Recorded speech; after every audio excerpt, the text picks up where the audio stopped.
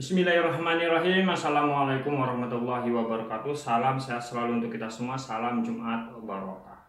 Di kesempatan kali ini izinkan saya berbagi 5 hal penting tentang penggunaan pupuk majemuk NPK untuk tanaman kelapa sawit kita. Semoga info ini bisa berguna dan membantu. Dan jangan lupa like, komen, dan subscribe. Metode yang pertama yang harus kita pelajari adalah mempelajari lahan sebelum kita menggunakan pupuk majemuk NPK. Karena lahan ada yang lahan gambut, ada yang lahan berpasir, ada yang lahan darat biasa. Untuk lahan gambut saya rekomendasikan sebelum menggunakan pupuk majemuk NPK adalah menggunakan pupuk kalsium. Bisa itu M100, M200 atau M400 atau yang kita kenal dengan nama dolomit. Karena zat asam yang tinggi pada lahan gambut itu mempengaruhi unsur hara yang kita akan berikan untuk tanaman kelapa sawit kita tentunya. Yang berikutnya adalah lahan berpasir dan lahan darat biasa. Untuk lahan berpasir dan darat biasa saya rekomendasikan untuk menggunakan pupuk magnesium atau kita kenal dengan nama kisrit. Karena sebelum kita menggunakan pupuk majemuk NPK, alangkah bagusnya kita mengurai dulu tanah persekitaran piringan kita agar selalu lembab. Itu adalah alasan yang pertama atau metode yang pertama sebelum kita menggunakan pupuk majemuk NPK. Metode yang kedua, setelah kita mempelajari lahan, kita mempelajari tanaman. Sebelum kita menggunakan pupuk majemuk NPK, alangkah bagusnya kita mempelajari tanaman kelapa sawit kita. Kurangnya apa? Nitrogen kah, fosfat kah, kalium kah? Jangan mengikut kata-kata katanya pupuk ini bagus, katanya pupuk itu bagus. Dia menggunakan pupuk NPK jenis ini hasilnya bagus. Jangan, pelajari dulu tanaman kita. Kurangnya apa? Seperti contoh tanaman belum menghasilkan, saya rekomendasikan pupuk majemuk NPK 12, 12, 17 plus unsur pembantunya. Ataupun tanaman yang sudah menghasilkan saya rekomendasikan adalah NPK 13, 6, 27 ataupun 13, 8, 27 plus unsur pembantunya seperti magnesium dan boron, seperti itu.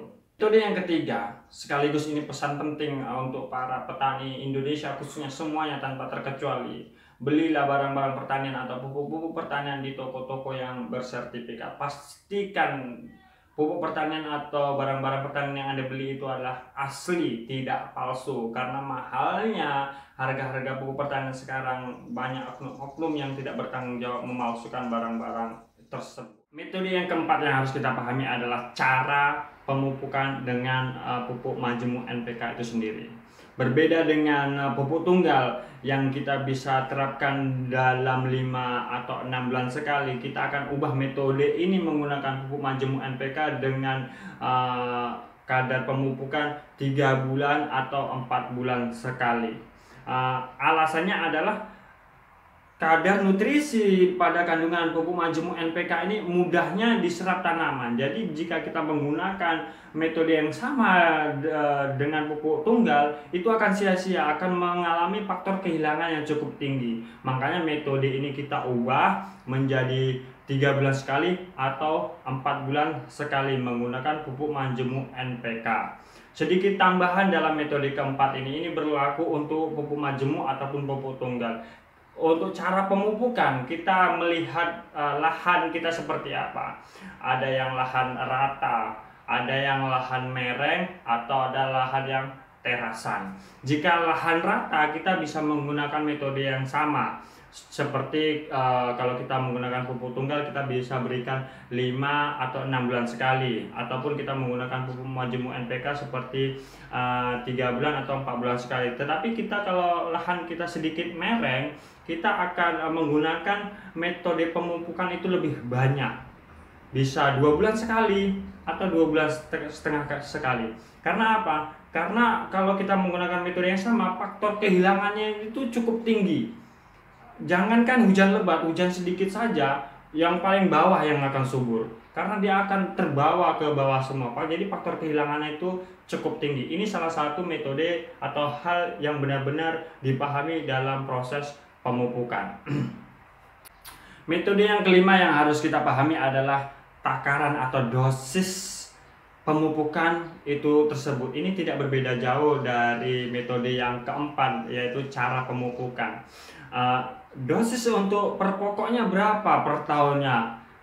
Jadi saya membaca salah satu buku yang diterbitkan oleh Mahkota Fertilizer, itu melihat faktor tanaman kita, umurnya berapa, tingginya seperti apa. Kita akan melihat di situ, kita baca, kita pelajari itu semua. Kita buat takaran dalam 1 tahunnya menggunakan pupuk majmuk NPK itu 6 kg. Dengan cara pemupukan 3 kali setahun, 6 kg itu kita bisa bagi 3, yaitu 2 kg per sekali mupuk.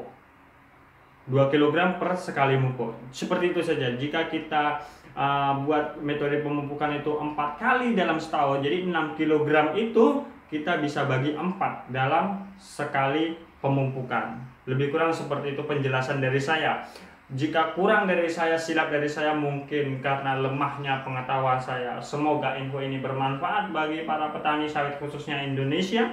Salam sukses dari saya. Assalamualaikum warahmatullahi wabarakatuh. Semoga hasil panen kita melimpah.